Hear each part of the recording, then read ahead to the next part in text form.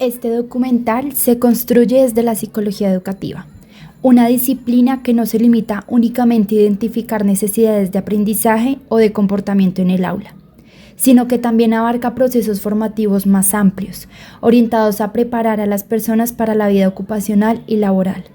En este sentido, el propósito de este trabajo es mostrar cómo las prácticas en psicología educativa pueden potenciar habilidades y aprendizajes que trascienden el espacio escolar, contribuyendo al desarrollo integral del ser humano.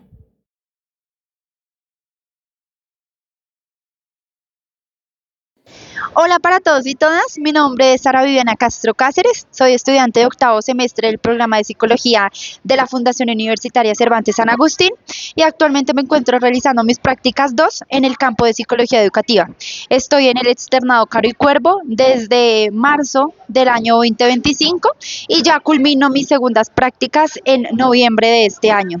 Les cuento que en compañía de la supervisora de prácticas de la Universidad, Valentina Monroy Briceño, y la coordinadora de prácticas, Jenny Vargas, surgió la idea de realizar un documental para mostrarles a ustedes un poco más de cerca cómo es el proceso de realizar prácticas en psicología educativa.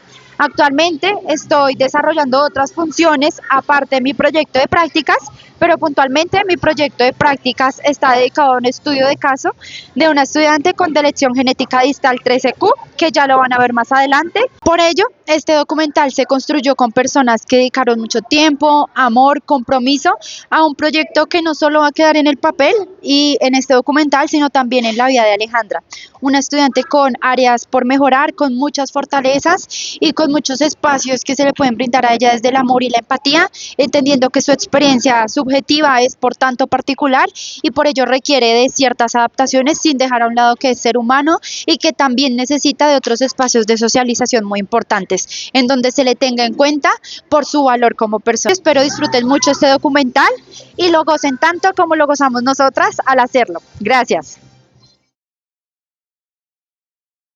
Mi propósito es mostrar no solo lo que significa intervenir desde esta disciplina, sino también resaltar la importancia de fortalecer habilidades que resultan claves en el desarrollo integral de los estudiantes y en su formación como personas para la vida, más allá de una preparación estrictamente académica o profesional.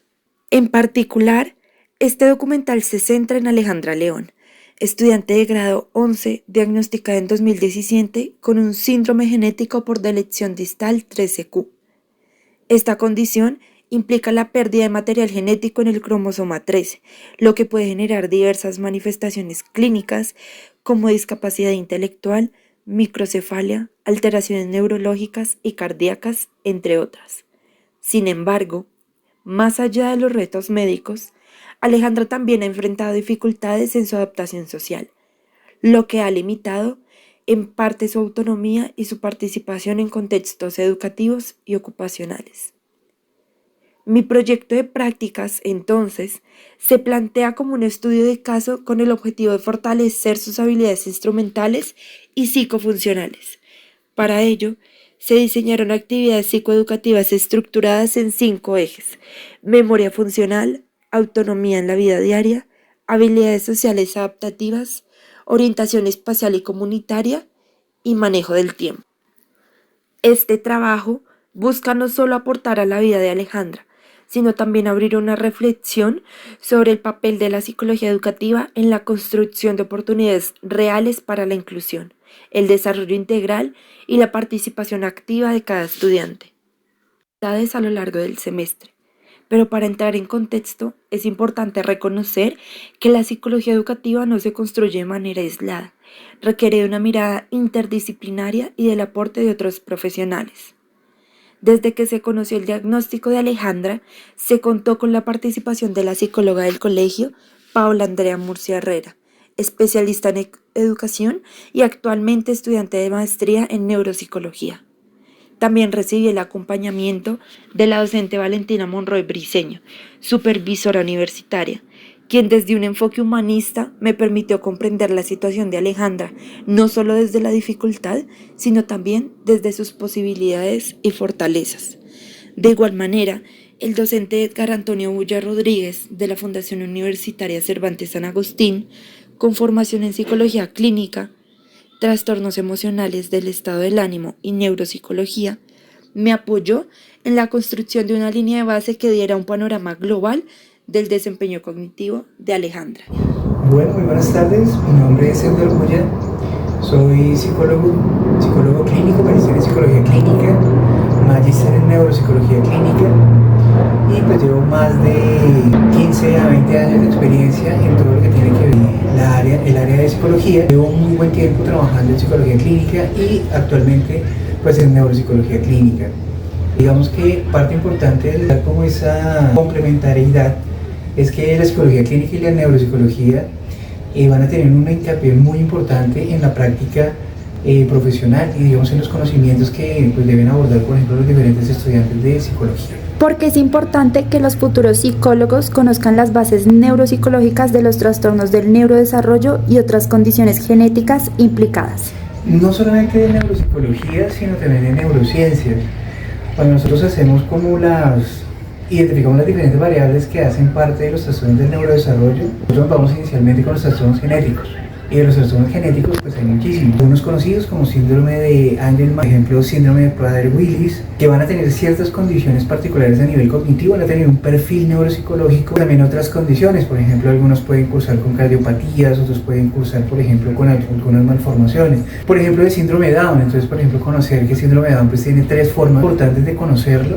De traslocación. ¿Y qué significa la traslocación? Por ejemplo, ¿qué puede llegar a suceder en un niño que sufra este trastorno genético de traslocación? Por ejemplo, si vamos a observar en trisomía del par 21 o si vamos a observar, por ejemplo, mosaicismo.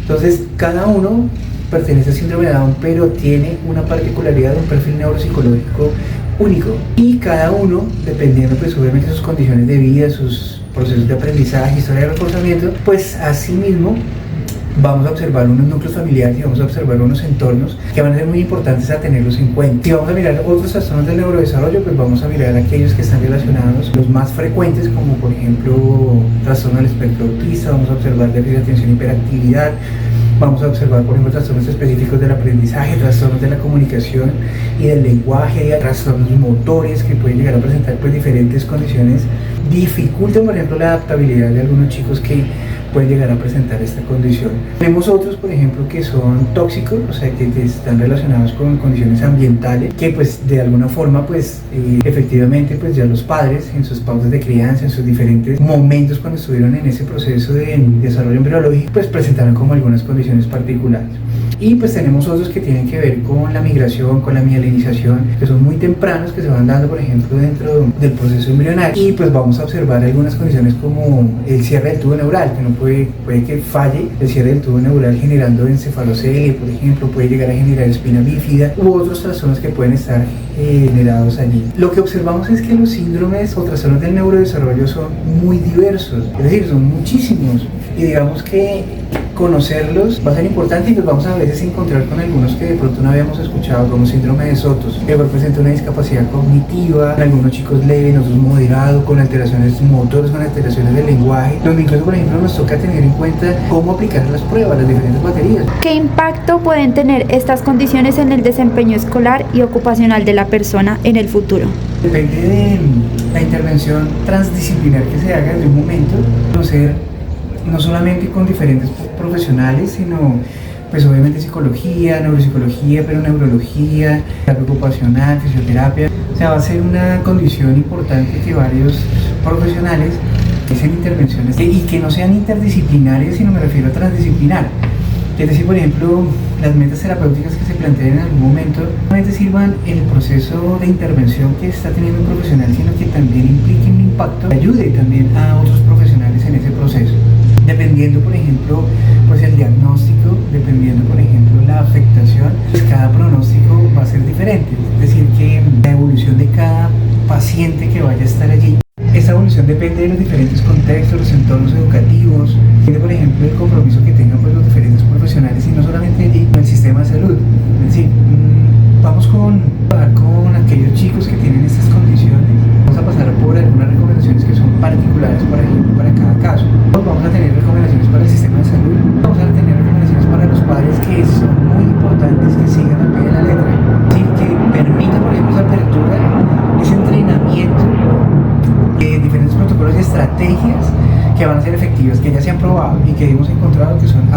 supremamente positivas para este desarrollo y evolución, por ejemplo, los diferentes casos. No solamente la evolución, sino que digamos más adelante, pues digamos, estas personas puedan conectarse directamente con otras, por ejemplo, en la vida laboral. Yo pienso, por ejemplo, que una de las limitantes también está a nivel social, es que no se conoce bastante, no hablo de los casos, sino que pues, diferentes personas que sufren de alguna alteración cognitiva, pues digamos no se sabe cómo trabajar, no se sabe cómo tratar. A veces, por ejemplo, pasamos que no conocemos, pues digamos las personas que no conocen esta condición, pues tienden a juzgar, y eso dificulta, por ejemplo, también el proceso de inclusión. El proceso de inclusión de manera efectiva tendría que darse continuamente en los diferentes profesionales y las diferentes áreas que deben estar allí y dar, por ejemplo, que es un soporte importante, por ejemplo, para dar un proceso mucho más adaptativo. Por ejemplo, los ejercicios no pueden quedarse en aula, no pueden quedarse solamente en el contexto, sino que tienen que ser ecológicos. Finalmente, por ejemplo, una persona que pase por una condición como trastorno del espectro autista, en un momento pues se va a volver adulto. Y eso significa que qué estrategias tendrá, qué estrategias aprendió, cómo las demás personas de su entorno colaboraron y de alguna forma comprenden la condición, pero permiten esa apertura para que pueda adaptarse finalmente, que digamos una alternativa de sostenimiento económico pues sea adecuada. ¿En qué momentos, por ejemplo, va a requerir apoyo? Posiblemente, aunque se convierta en adulto, en otro momento requerirá de apoyo. Implica no solo una comprensión, sino una apertura constante, pues porque es una realidad que estamos viviendo. ¿Cómo puede la psicología traducirse en prácticas reales de inclusión? Pues yo creo que finalmente tenemos que llegar a Colombia. Si nosotros, pues digamos, como profesionales, pues tenemos un curso de vida profesional. Finalmente hay personas que requieren de un apoyo.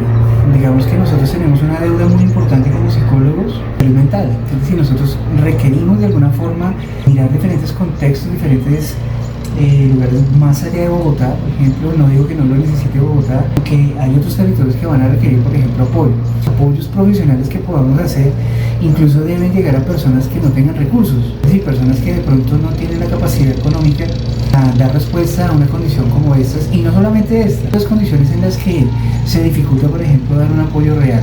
Es ahí donde, por ejemplo, pues, los diferentes psicólogos con los diferentes enfoques en los campos aplicados, diferentes especialidades en los campos aplicados también deben propender porque este tipo de circunstancias se puedan dar. Ojalá sea constante o en algún momento, por ejemplo, con algunos estudiantes, no pruebas, sino hacer validaciones de pruebas que tengan un acceso, por ejemplo, de las personas, o por ejemplo, cuando hacemos ejercicios de estimulación cognitiva, o cuando, por ejemplo, estamos mirando qué condiciones hay que cambiar en el ambiente, que sean de fácil acceso, que sea de la adquisición del recurso sea de una manera adecuada, que sea fácil, que le permita, por ejemplo, a las personas replicarlo sin que realmente le consiga un costo, por ejemplo, bastante alto. Y también entender la diversidad, ¿no? Que digamos, aunque haya diagnósticos muy explícitos, pues cada individuo también es diferente. Entender la diferencia de que cada persona, a empezar, pues su historia de vida es distinta. Entonces puede que haya otra persona con un diagnóstico similar, o por ejemplo lo que hablamos en ansiedad, lo que hablamos en depresión, cada persona lo aborda de una manera distinta. Sus estrategias de afrontamiento son diferentes, su historia de reforzamiento va a ser diferente, su vida de vida va a ser de la misma forma. Los diferentes impactos que haya vivido sobre su vida también va a generar un impacto sobre estas personas que diferencian de cómo otras personas lo han retomado en algún momento, o por ejemplo han solucionado la condición que les haya sucedido. Chicos, pues nada, se vean este mensaje, espero que lo puedan escuchar, lo puedan observar y traten de observar estas palabras, de escucharlas y que tengan un impacto, por ejemplo, para sus prácticas profesionales. Y las prácticas profesionales pues nos llevan a los campos aplicados de la psicología, y en cualquier campo aplicado pues requerimos profundizar, investigar, leer bastante, experimentar, por ejemplo, con diferentes poblaciones a las que uno incluso no se sienta cómodo.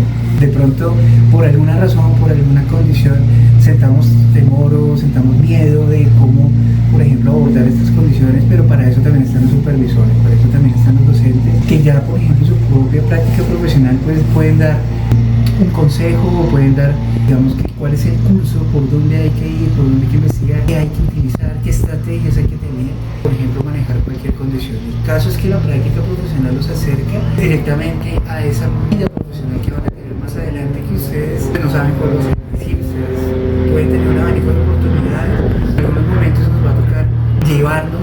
o irnos a lugares que de pronto no habíamos pensado. De cierta forma llevarnos esta experiencia va a ser importante porque son las primeras experiencias laborales. Nos aborda a cuál es el objetivo que tenemos en la psicología.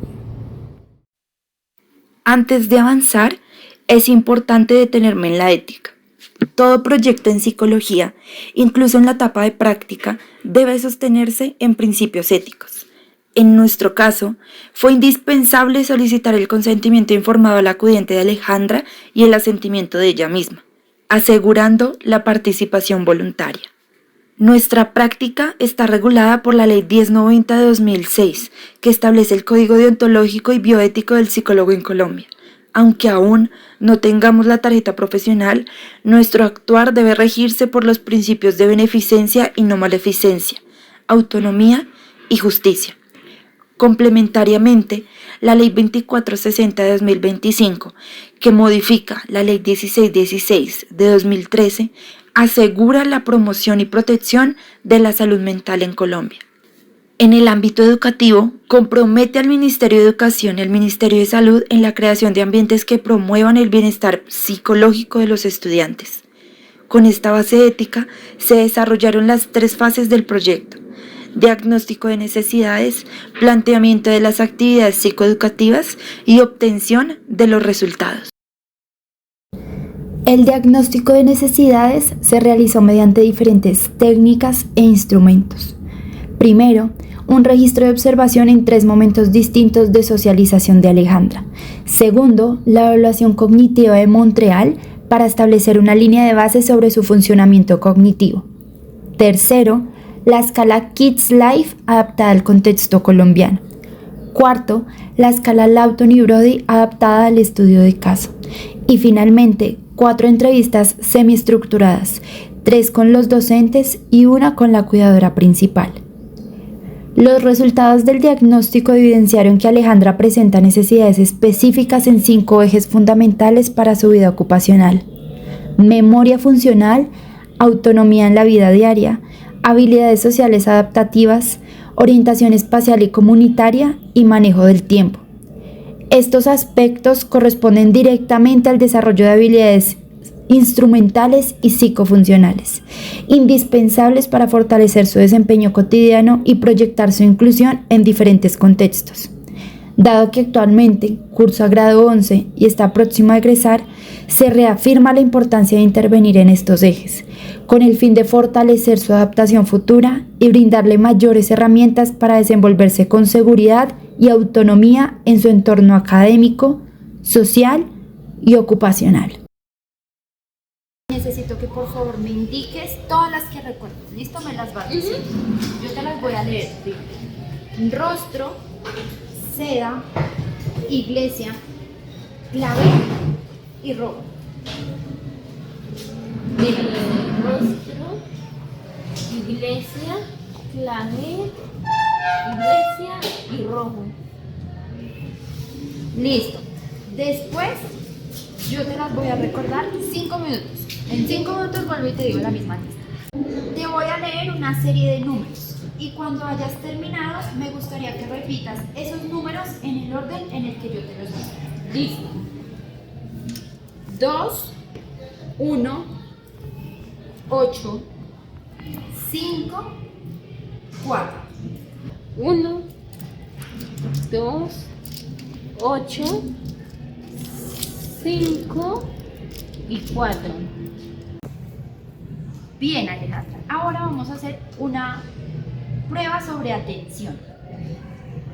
Te voy a leer una serie de números y cuando yo haya terminado me gustaría que repitas los números en el orden inverso al que yo los dije. ¿Hasta ahí entiendes? Sí. Bien. Entonces los números son 7, 4, 2. 1, Ok. 7, 4 y 2. ¿Y cómo sería en el orden inverso? ¿Al revés? Sí. Sería 1, 2,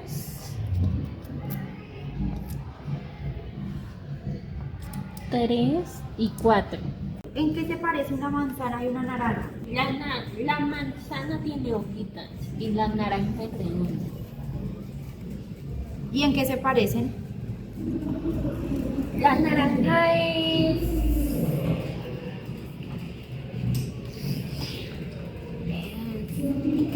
de color anaranjado y la manzana es verde. Ok, sí, y que también las dos son frutas. Ok, en Y eso también son frutas. y también son frutas. ¿Te acuerdas que yo te dije una serie de palabras? Sí, por ejemplo, rostro. Eso, muy bien. ¿Qué otras te acuerdas? Rostro, seda, clavel, rojo, iglesia. Listo. En la segunda fase se implementaron actividades psicoeducativas fundamentadas en diferentes referentes teóricos y metodológicos propios de la psicología educativa. Con base en lo anterior, las actividades se organizaron en 5 ejes: memoria funcional, juego de listas cortas y recordatorios visuales, autonomía en la vida diaria, pictogramas de autocuidado y organización de sus elementos personales, habilidades sociales adaptadas, juego de roles y conversaciones dirigidas, orientación espacial y comunitaria, mapas del entorno y caminatas guiadas, manejo del tiempo, agendas visuales y cronómetros para medir rutinas. Estas habilidades y estas actividades responden al perfil de Alejandra, quien muestra responsabilidad y cierta autonomía básica, pero que requiere apoyos específicos. Su implementación permitió fortalecer tanto su independencia como su inclusión educativa y comunitaria. ¿Tú siempre te acuerdas de estudiar? Sí. ¿Siempre? Siempre. O sea, si no se me olvidan todos los cuadernos.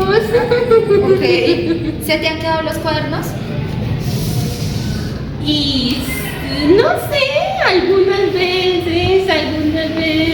Ay, cuando yo dije, ay, ¿dónde están los cuadernos? A veces se me olvidan. ¿Y entonces se te quedan? En la cabeza. Y lo terminas. Y si empiezas a estudiar a las 4 y terminas a las 5, ¿cuánto tiempo te demoras? 4. Espera, 5. Y le quitas 4. 2. ¿Cuál es la primera? A ver, silla. Muy bien. Computador. Camiseta. Hipopótamo. León. Lápiz. Ay.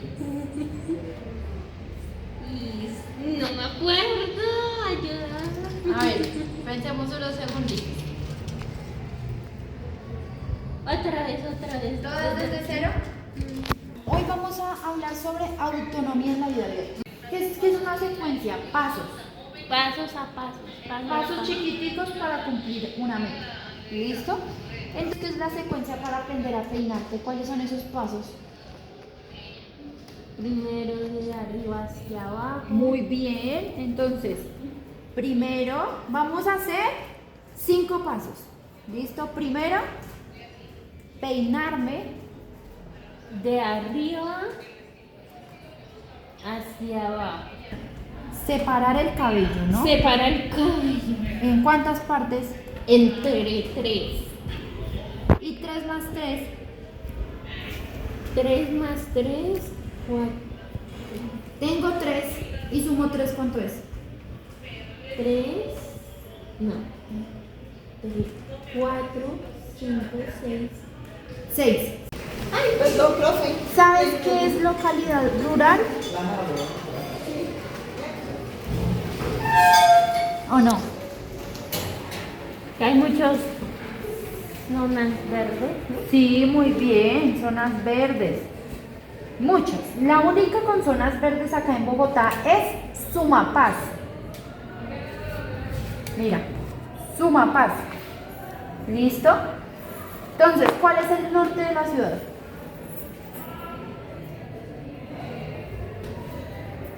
Norte y sur. Muy bien, eso. El sur, todo esto. Y el centro de la ciudad. Muy bien. Sí, ¿cómo se llama él? Él se llama nervioso. Aburrimiento. Sí, aburrimiento. El Vergüenza, asco, desagrado. ¿Esa es emoción? No. ¿cómo se llama? Emoción, Envidia. envidia, temor, furia, ansiedad, alegría y tristeza. ¿Cuál de todas estas emociones te gusta más? A mí me gusta más alegría. ¿Y cuál no te gusta tanto? Estas dos, ¿Por qué no te gusta el enojo? porque no es bueno. ¿Por qué no es bueno? Me parece como... Dime lo que tú creas. Sí, me parece como rarito. Rarito. Y Y tristeza. la tristeza porque...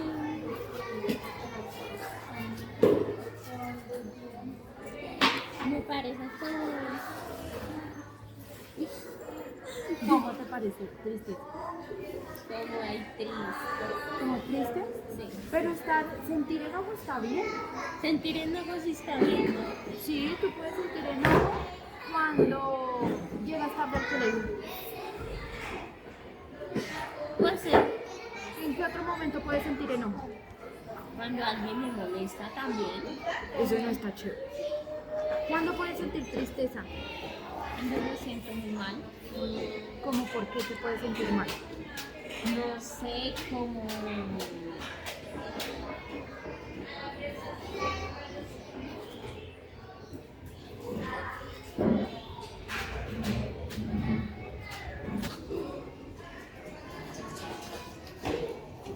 cuando una amiga dijo que no quería ser mi amiga. Te sentiste muy triste. Ok, ¿en qué otro momento? Solo en eso. ¿Solo en ese te sentiste triste? Sí. Ok. Mamá. Listo, ¿cuándo sentimos aburrimiento? Cuando no hacemos las cosas que queríamos. ¿Cómo que?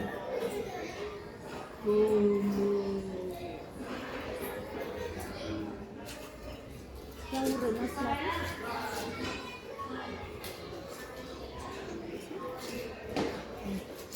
¿No te aburren las clases?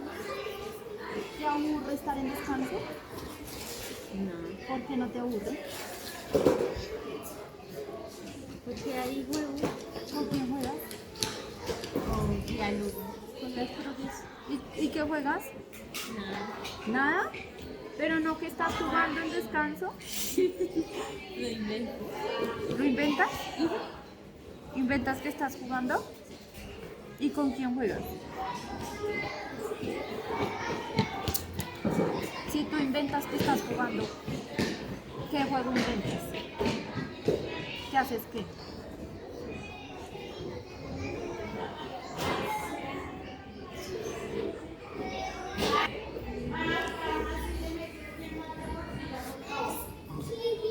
¿O estabas inventándome a mí que jugabas pero no juegas?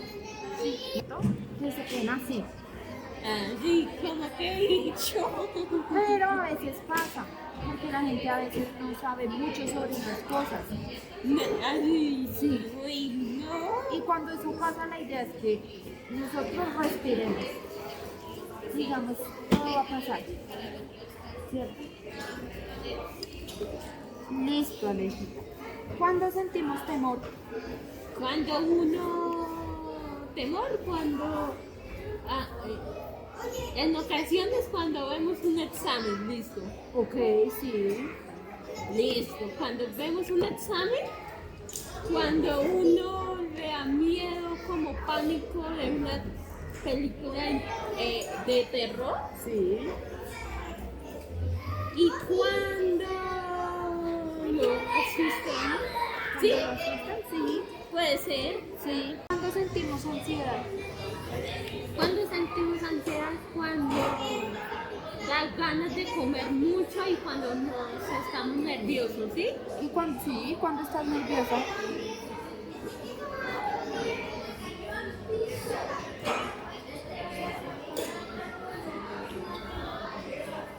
Cuando yo estaba nerviosa, que tú me dices, uy, profe, ese día yo estaba pero nerviosa.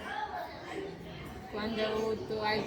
Cuando botas algo, ¿por qué te pones nerviosa? No sé, Cuando botas algo, ¿cómo qué?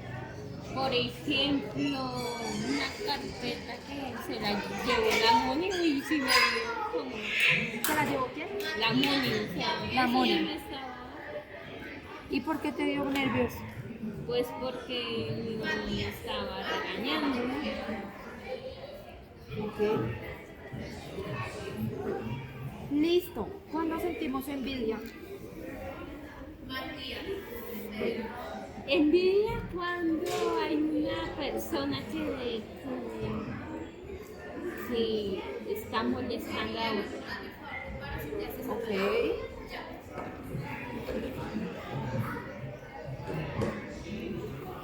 Listo, Ale. Podemos decir cuando vamos a ir a comprar algo a la tienda. Cuando llegamos primero, ¿qué decimos? Buenos días, Buenos días. Luego, ¿qué decimos? por favor. Gracias. Por favor.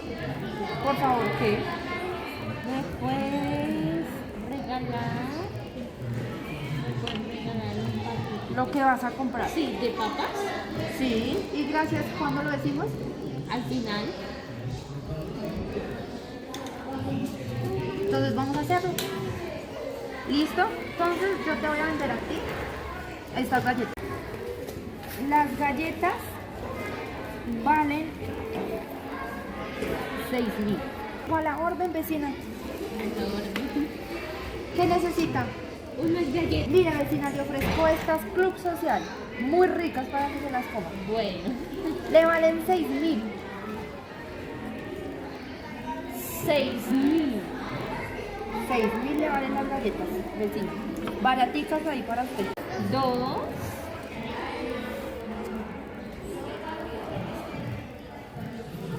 4.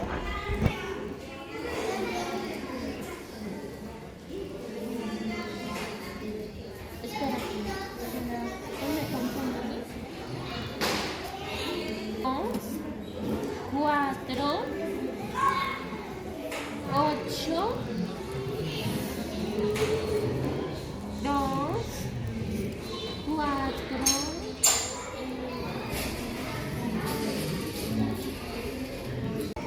Muy bien, entonces ¿cuánto hay acá? 2. 2, 4 y 6. Que tenga feliz día. Gracias. Listo. Este es un billete de De 10. este, De 5. este, De 100. este, De 50.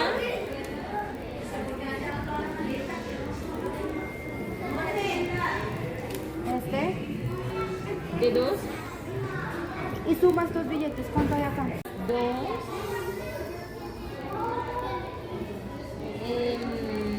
50. Y 50 más 2.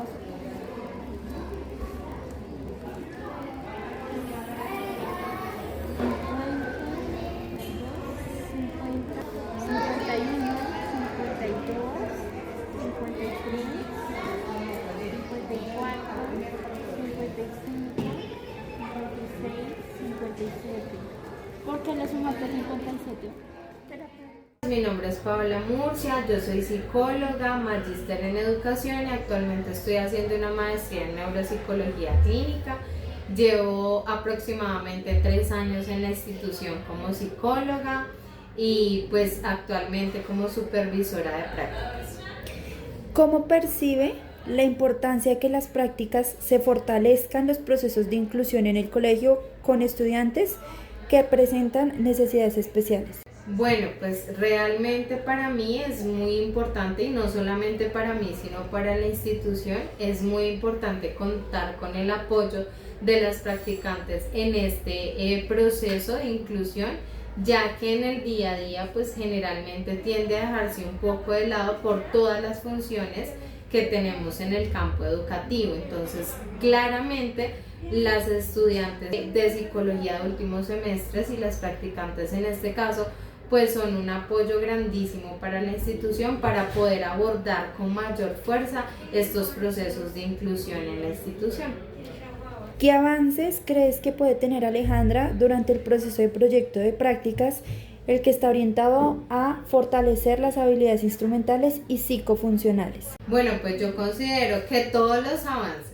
Realmente Alejita es una estudiante muy comprometida, ella da todo de sí, tiene unas capacidades bastante amplias, si bien por su diagnóstico pues presenta algunos desafíos, es una joven que realmente pone mucho de su parte y con todo el proceso que está haciendo la practicante de psicología pues Sara, sé que va a tener muy buenos resultados. Sara tiene una muy buena estructura, ha estructurado muy bien sus actividades de acuerdo a las necesidades que identificó en Alejita y pues considero que todos los avances realmente en las pocas sesiones que he podido observar y ver, realmente pues Sara ha tenido un avance significativo, sobre todo en esa parte de memoria, ¿sí?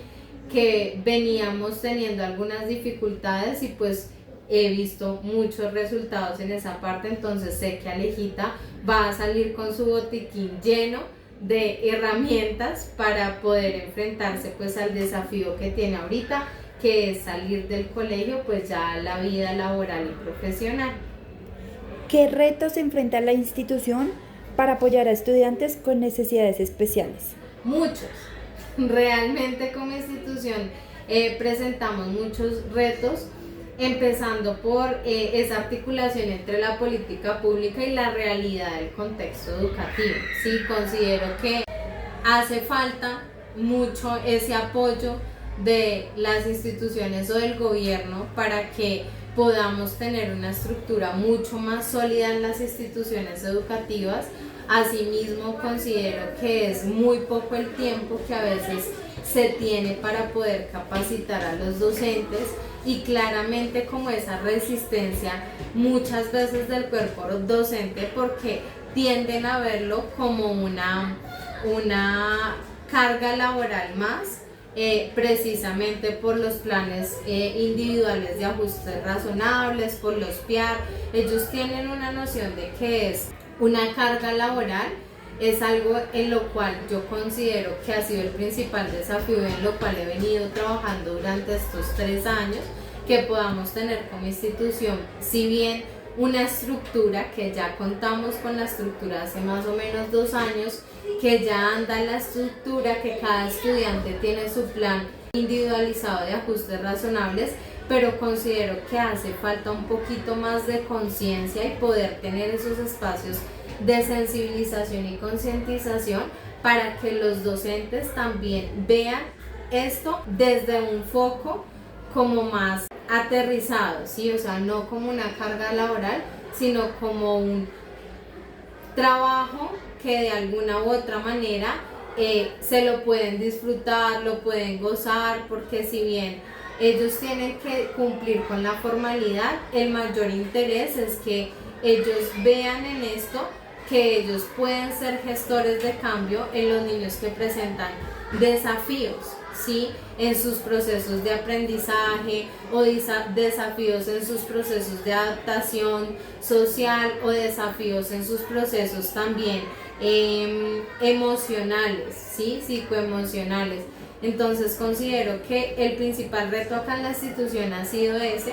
Ya vamos avanzando en la estructura, pero nos hace falta tener más esos espacios de capacitación y de concientización y sensibilización para que ellos realmente se disfruten la labor de poder enseñar a niños con capacidades diferentes. ¿Qué mensaje le darías a los futuros practicantes de psicología educativa de Unicervantes? Bueno, ¿qué mensaje les daría? Que se preparen, realmente que se preparen porque es muy importante para el contexto educativo y sobre todo para los sitios de prácticas que ustedes vengan con los mayores conocimientos, ¿sí?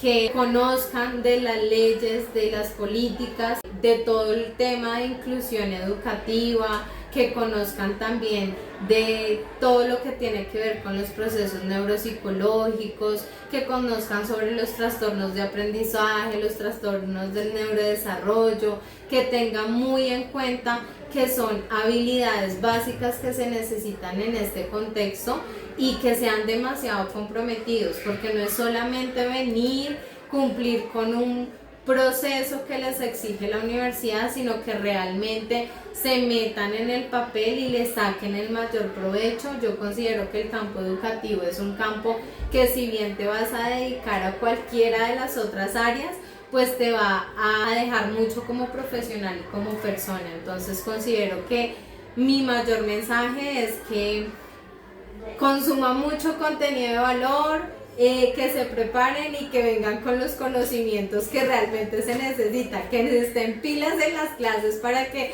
puedan venir con todos los juguetes y las herramientas y podamos hacer un excelente equipo y pues sacar estos procesos adelante. La tercera fase refleja los resultados del proceso vivido. Estos fueron compartidos con los entes correspondientes y se consolidaron en un kit de herramientas que reúne las estrategias y materiales trabajados. Más que un recurso técnico, este kit es un símbolo del camino recorrido junto a Alejandra, pensado para acompañarla en su vida cotidiana y apoyar su continuidad educativa. Bueno, gracias a todos por acompañarme en esta experiencia. Este documental tiene el propósito también de demostrarles cómo es un proyecto de prácticas, pero cómo se hace una labor desde el amor, desde la pasión y desde el conocimiento. Para finalizar, algunos estudiantes me hicieron algunas preguntas que quisiera responderles. ¿Qué aprendiste al trabajar con estudiantes con necesidades especiales? Aprendí la importancia ya de compactar todo lo que sabemos, es decir, de compactar lo que hemos aprendido en nuestras asignaturas básicas, en seminarios, pero sin dejar a un lado el sentido humano, es decir, sin dejar a un lado ese compromiso y esa excelencia humana con la que uno tiene que hablar al entablar una conversación con otra persona.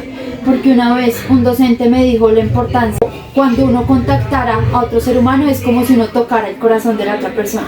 Entonces es allí la importancia de no perder de vista todo este referente teórico, conceptual e empírico que tenemos por artículos, lo que leemos, etcétera, pero también la parte humana de que somos practicantes, estamos representando una profesión y asimismo estamos impactando en la vida de los demás. ¿Qué desafío enfrentaste al diseñar actividades inclusivas?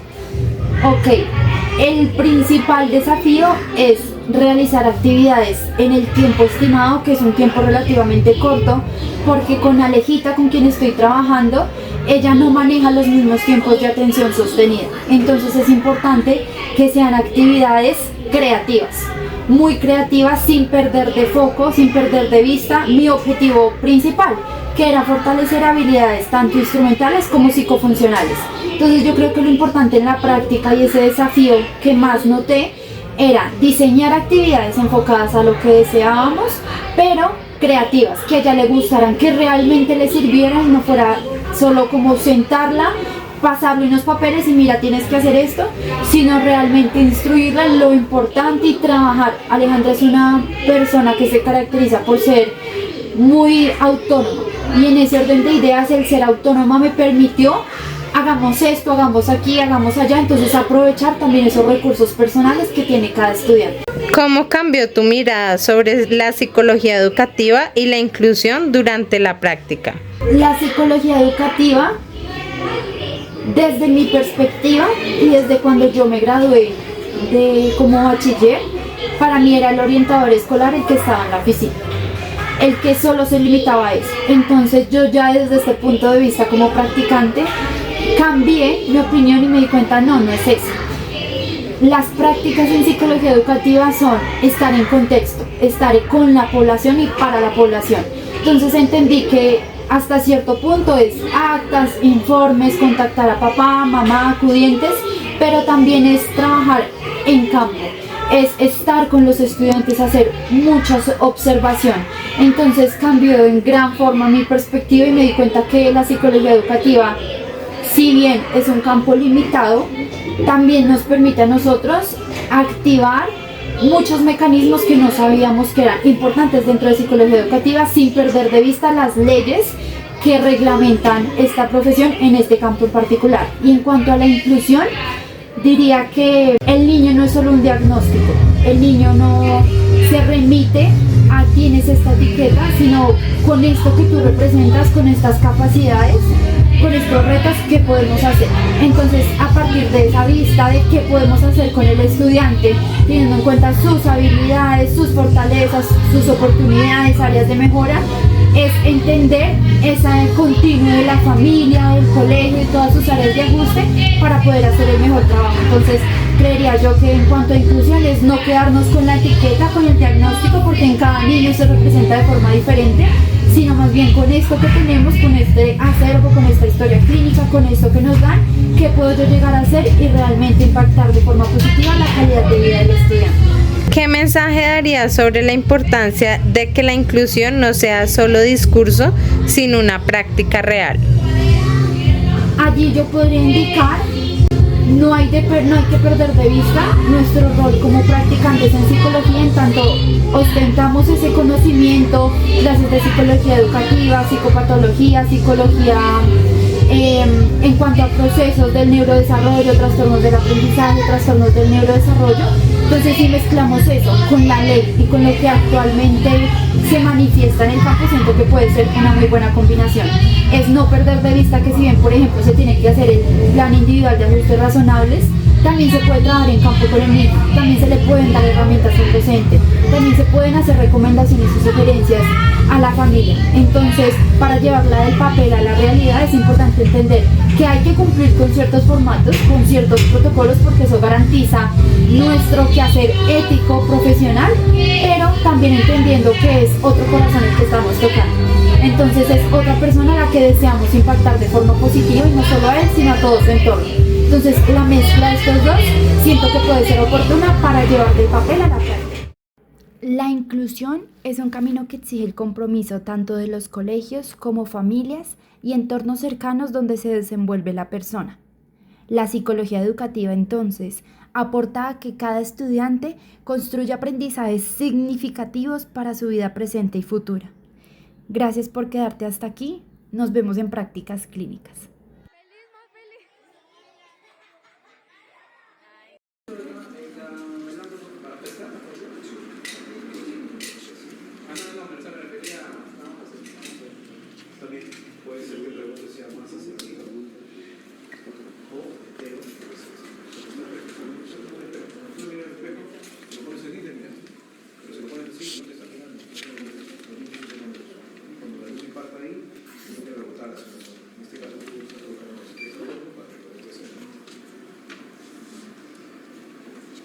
Enfocamos y paramos.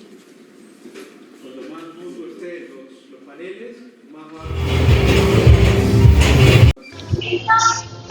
Hola, buenos días. Mi nombre es Paola Andrea Murcia. Yo soy psicóloga, llevo 3 años en la institución. Actualmente pues hago parte de todo el programa. Ok. Hola. ¿Qué hacemos?